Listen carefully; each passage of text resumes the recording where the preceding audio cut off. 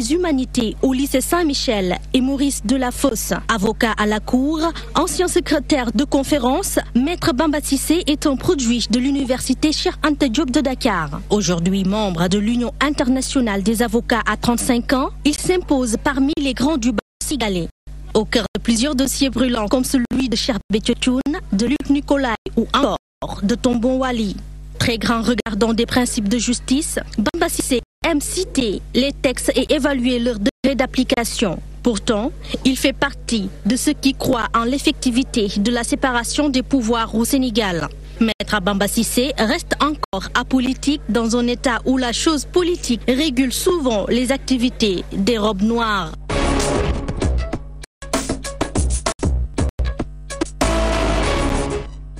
La justice sans la force est toujours contredite parce qu'il y a des méchants, dit-on après Pascal. Et la force sans la justice devient tyrannique. Depuis ce 7e siècle, on continue de disserter autour de la justice. Ici au Sénégal, on parle surtout de la séparation des pouvoirs. Pour parler de Sénégal, la justice en plateau, Maître Bamba Cissé, apparemment un jeune avocat, pourtant vous avez 13 ans de... Oui, j'ai déjà pratiquement achevé ma 12e année de bar, donc on peut dire 13 ans de bar. 13 ans de bar.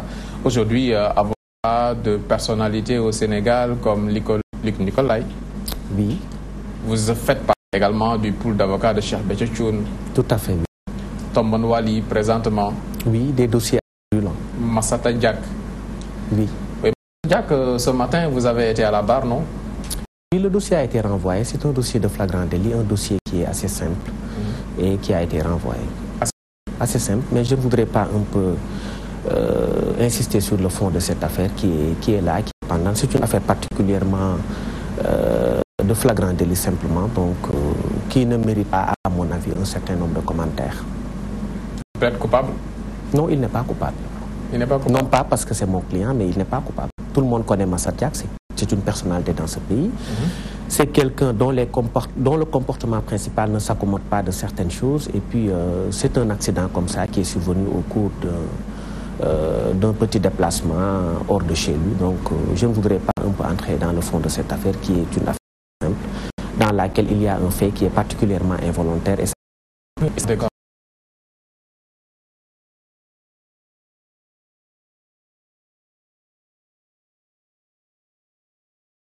puis,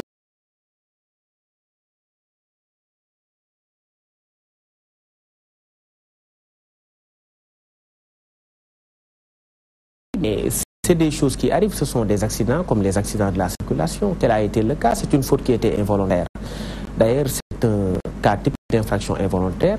C'est la raison pour laquelle Massata a été poursuivi. Donc, ce qui est compris dans l'imagerie populaire, ce qui est compris réellement de cette affaire, c'est que Massata Diack a été importuné par un groupe de jeunes qui étaient devant son domicile. Et il y a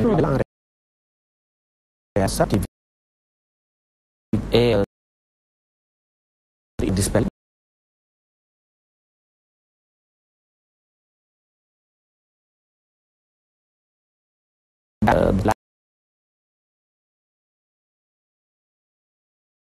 Sur laquelle il a été.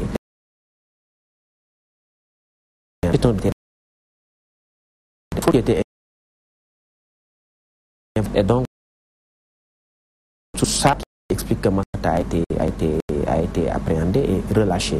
Je voulais expliquer, Massata est quelqu'un de très sérieux et quelqu'un qui est très humain. C'est la raison pour laquelle il a pu même prendre en charge toutes ces personnes et depuis lors, il les loge, il les nourrit et puis là, c'est ça. Donc, ce qui montre effectivement qu'il était dans ce siège-là, il les a blessés juste involontairement et je pense qu'il n'y a pas de commentaire à faire sur cela. Je pense que le jour du procès, effectivement, on aura la conviction effectivement que c'est juste une faute involontaire qui lui a valu la comparution. Oui, la citation de Pascal est d'actualité parce que ces Guinéens ne sont pas de personnalités comme Massata Diack, ce sont de pauvres gens, alors ça passe profit. Non, du tout. Il y aura un procès, ça ne passe pas par perte et profit. Les Guinéens aussi sont de bonne famille et de bonne réputation. Donc, je vous ai dit que dans cette affaire, il y a un accident malheureux qui est survenu. Donc, le dossier là, bien qu'une partie des Sénégalais puissent penser effectivement que Massata a volontairement blessé qui que ce soit, il n'a pas blessé quelqu'un. Sinon, il ne serait jamais poursuivi pour des faits qui lui sont involontaires. Il a tiré un coup de sommation qui est retombé par ricochet et qui a blessé des gens qui étaient extérieurs d'ailleurs à l'événement. Donc je pense que voilà, donc, ça ne mérite pas... Parlons de justice sénégalaise globalement. Cette justice sénégalaise, récemment, le chef de l'État, Macky Sall, a pris conseil sur la magistrature. Beaucoup de changements, beaucoup de permutations et quelques limogeages même. C'est normal que le chef de l'État du Sénégal puisse intervenir comme ça au sein de la justice? Ce n'est pas scandaleux si on sait que du point de vue de la séparation des pouvoirs, tel que ça a été théorisé par John Locke et après Montesquieu, la séparation des pouvoirs est juste organique. Du point de vue fonctionnel, il y a une collaboration mutuelle des pouvoirs. C'est le cas, par exemple, dans le cadre du régime parlementaire, lorsque le gouvernement dispose d'un droit de dissolution par le biais du Premier ministre et à ce que l'on appelle le principe de l'inéligibilité du magistrat du siège qui permet à ce magistrat, qui est le juge assis, de garantir son indépendance. Parce qu'un magistrat du siège ne peut pas être tiré de la Constitution parce que le président nomme aux emplois civils et militaires. L'indépendance de la justice, par contre, n'a absolument rien à voir avec le fait que le président préside le Conseil supérieur de la magistrature.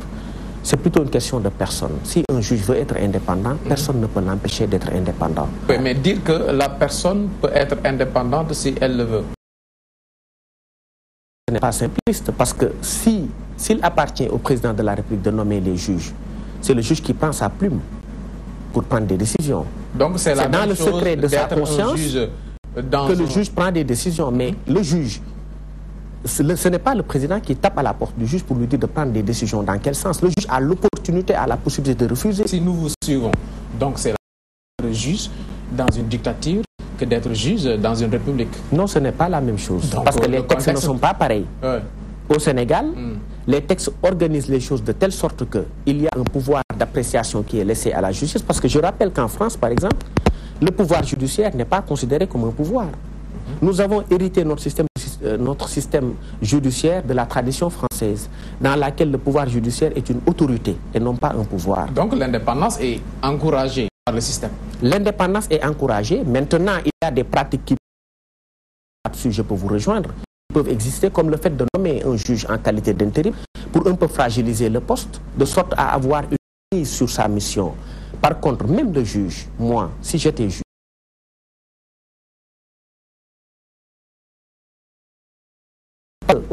je ne suis soumis qu'à l'autorité de la loi. On n'a pas le pouvoir de me limoger, je suis juge. Et l'indépendance également s'accentue simplement sur le magistrat du siège. Qui peut réclamer son indépendance, c'est le magistrat du siège.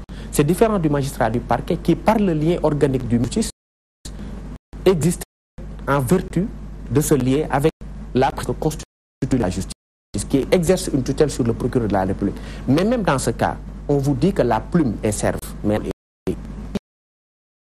il soit des instructions, il est mais à l'audience, le magistrat n'est pas obligé de suivre ces instructions. C'est la donne et en estimant effectivement que les faits tels qu'ils m'ont été rapportés ont changé avec le cours des choses et j'ai constaté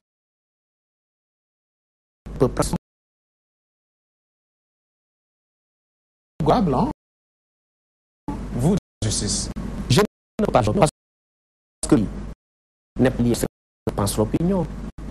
Le juge, il a un dossier, il tranche conformément à sa conscience. S'il estime qu'il doit aller dans ce sens en vertu de la loi, il est obligé de le faire. Oui, mais globalement, quand on dit que vous êtes de connivence avec le pouvoir en place, quel qu'il soit, à la portée de la corruption, ce sont des critiques qui reviennent tout le temps. Ça revient dans tout pays. La corruption gangrène toutes les sociétés. Moi, surtout le secteur de la justice. Je ne peux pas dire qu'il n'y en a point, pour être honnête. Il peut y en avoir, comme dans tous les corps de métier. Mais le principe, c'est que nous avons des magistrats intègres. Pour la plupart. Maintenant, il peut y avoir des exceptions. Je ne les connais pas, il peut y en avoir. Comme il peut y avoir chez les avocats et dans d'autres corps de métier. Je ne peux pas faire état de tel cas parce que je n'en ai pas connaissance. Mais en tout état de cause, j'estime que du point de vue de la qualité des décisions, nous avons une justice qui est quand même assez remarquable en Afrique. Même si quelques errements peuvent subsister. Et ça, effectivement, c'est de notoriété publique. Beaucoup de procès qu'on qualifie de procès politiques. Pourtant, vous nous dites que vous êtes une référence dans cette Afrique. Procès politiques, il y en a peut-être. Il y a des procès qui ont une connotation politique parce que c'est en vertu de ceux-là qui sont jugés. Je vous donne l'exemple du procès de Karim Wade. Je ne sais pas s'il y a de la politique, mais la politique peut ne pas manquer dans cette affaire. Du point de vue même de la présentation, non seulement des faits, mais de la posture des mises en œuvre. Parce que si vous jugez un homme politique, il peut y avoir une certaine tendance à prendre une décision qui peut avoir une connotation politique. Ça peut être admis. Mais cela n'est pas conforme au texte. Le juge, je vous ai dit, n'est soumis qu'à l'autorité de la loi. Par contre, les jugements de valeur qu'on peut avoir sur telle ou telle personne, ça n'engage que ceux qui le font. Mais il y a eu au Sénégal, quand même, dans l'histoire, pour être honnête, des procès politiques. Il y en a eu. Je vous donne l'exemple du procès du président Dia, avec une teinture politique assez poussée.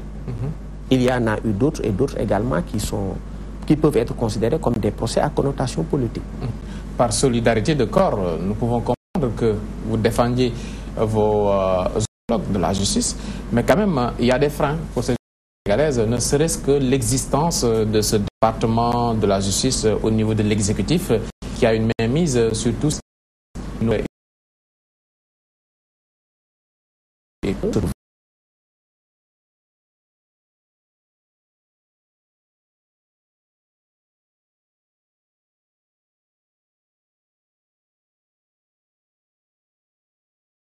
Que ce lien organique, comme je vous l'ai dit, que constitue le ministère de la Justice concerne le parquet de la République. Par contre, il y a des dossiers qui peuvent exister et qui peuvent ne pas faire l'objet de procès. Ça, c'est dans le cadre de l'opportunité des poursuites. Si le parquet a la possibilité de juger de l'opportunité par une infraction, sans que le parquet se transforme devant le juge. Là, on parle d'opportunité des poursuites.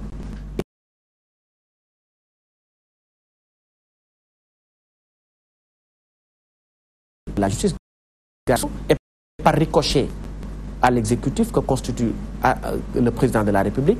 Celui-ci a un marge de manœuvre qui lui permet de confier ses justice en vertu du principe de l'opportunité de poursuivre ou de ne pas le faire. Récemment, on disait que le président aurait dit effectivement que pour certains dossiers, c'est lui qui les a fait normalement. Mais ce n'est pas normal. Ce n'est pas normal, simplement. Mais, de ce vue, s'il n'a des décisions, si le juge n'a pas le dossier, il ne peut pas. Là où ceux qui disent effectivement que du pas des freins ont eu de la pour ce point précis. Mais il faut dire que moi, j'estime que l'indépendance de la justice, quand je le dis, c'est l'indépendance du juge du siège, qui est chargé de prendre une décision sans subir de pression. Par contre, du point de vue du parquet, le parquet a la possibilité, lorsqu'une infraction est constituée même, quand même l'infraction est constituée, de classer le dossier sans suite parce qu'estimant qu'il n'y a pas d'opportunité de poursuivre, ce qui me semble quelque peu anormal sur certains cas. Mais je ne crois pas que cette pratique puisse être possible ici parce que les systèmes ne sont pas importantissime. Oui, le système parce que quand le juge est nommé ou quand le juge est élu, il y a une différence. De la légitimité, naturellement. Quand au Sénégal, les juges sont nommés. Les juges sont nommés par décret du président. C'est ça. Donc, qui nomme qui est militaire en vertu de la Constitution du Sénégal. Mais là également, je vous l'ai dit, ça n'empêche pas l'indépendance. Parce que le texte, par exemple, prévoit des moyens. Je vous ai parlé de la séparation des pouvoirs. Le juge du siège ne peut pas être affecté sans son. Mais le juge du siège ne peut pas être affecté sans son. Donc, il y a toujours un moyen de faire pression sur un juge sénégalais venant de l'exécutif. Parce que très souvent, les juges sont nommés en qualité d'intérimaire. L'intérimaire a un poste, il y a toujours une pression qui pèse sur soi. Le poste est précaire. Le poste est toujours précaire. Parce qu'en droit du travail, par exemple, vous n'êtes intérimaire que pour une durée de 6 mois. Au-delà, vous êtes